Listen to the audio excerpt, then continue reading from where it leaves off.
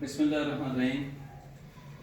آج میرے اور میری آنے والی جو نسلیں ہیں ان کے جو موسم ہیں، حضرت قائد اعظم رحمۃ اللہ علیہ ان کا 146واں یوم پیدائش ہے۔ انہوں نے ہمارے لیے ایک آزاد ملک بنایا جس کا نام پاکستان رکھا۔ انہوں نے مجھے جو پہچان دی وہ پاکستانی کی دی۔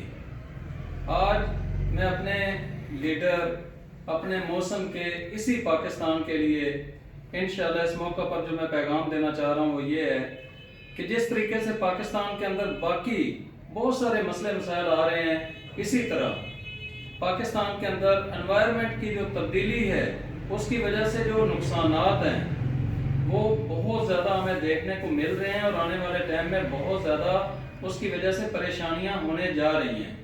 تو ہم نے اپنے قائد کے پاکستان کو دوبارہ سے سر سبز و شاداب کرنا ہے۔